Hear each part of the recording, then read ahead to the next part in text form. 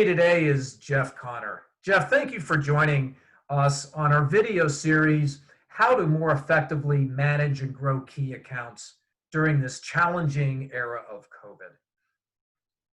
Jeff has been a corporate leader at both the division and enterprise corporate level, driving sales globally and internationally for years. And Jeff has seen it all. Big accounts, smaller accounts, he's seen everything. I'd like to think I haven't seen it all yet, just for the record. Yeah. Well, that's what we're going to talk about today. We're going to kind of like put on our here. But Jeff, share some of your background, and then we can get into some of the details. Yeah, so I spent 30 years with a company called Aramark out of Philadelphia. My last role for the last 7 years was I was the first chief growth officer. So my primary responsibilities were new customer acquisition, customer retention, and a few other things like customer experience and pricing and all the rest of that. But if you think about the big levers that move the needle for us, fundamentally it was customer relationship. We're in kind of the B to B to C business, meaning that there was an ultimate customer. So that became very important for us to understand exactly why customers kept us. We had many customers who kept us for decades. I think I had at least 3 or 4 that were 40 and 50-year relationships. Wow. And certainly, you know, very unhappily, we would lose an account or two. And then you start to compare and contrast with data and try to understand where you fell short perhaps, or where you've done really well, and start to coalesce it into a strategy and a series of actionable items. Well, that's great. And you brought data up, and that's going to drive part of our discussion today. When we look at account health, and we have a database encompassing $21+ billion of total contract value in terms of insights, strong accounts only make up 15% of everything we've profiled. So I guess the good news is to strengthen and maintain your strong accounts, you don't have a lot of work to do. Plenty of elbow room for improvement. That's true. But what we find as a common thread for years is that the reason strong accounts are strong is that providers like Aramark and other companies proactively share ideas, recommendations, and best practices. In fact, this is even more important in the larger of the largest accounts. So having these insights is something that these companies truly crave. So as we look at COVID and the impact that we are all having in the B2B and B2B2C environment, you as a leader, Jeff, if you had your enterprise team globally looking at the current landscape, what would be some of the top recommendations and actions you would take to ensure success in COVID and beyond? So look, I think it's a couple things. You know, people bandy a lot of words around, and I now work as an independent consultant somewhat, and people talk about customer intimacy, they talk about insights, they talk about a lot of pieces to the puzzle, and I think it's actually really more helpful to get very specific. And so for me is, how well do we really understand the customer's business? And when I say that, I don't mean just the things that we've heard, the things you can find on the web. Have you really made an effort? Has somebody on the team really made to understand not just their marketplace, not just their geographic location, but their competitor set, who they compete against, what they're trying to accomplish? Look, there may not be overlap. You may not have to come in with a solution, but people get wound up about the communication to their customers about value is kind of like selling them the next thing.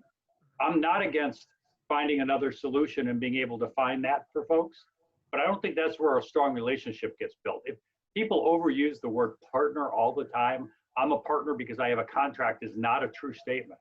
A partner gives a bit of themselves and is a bit open to trying to figure out solutions. So the first big piece for me is, who's researched the company? Who's read their strategic plan? Who's taken a look at what the CEO of the organization, or if it's a college or hospital, the president or CEO, how they've been thinking about their marketplace? What innovations are they doing? How well do you understand before you get there? Look, there's been research done. Walking in and saying, hey, what keeps you up at night is now the worst question in the B2B space. And you better have a point of view by the time you get there. So I think that's kind of the first big bucket. I think the second big bucket is how you apply these insights. And I think there's a couple different ways. Look, it's very nice if in the marketing world, somebody has prepared thoughtful consumer experience data or something for you to bring to the client, but you've got to bring it to the client at a moment where they have a need for it. So it's a very fluid situation. And I look at a lot of like quarterly business reviews that people do or annual business reviews.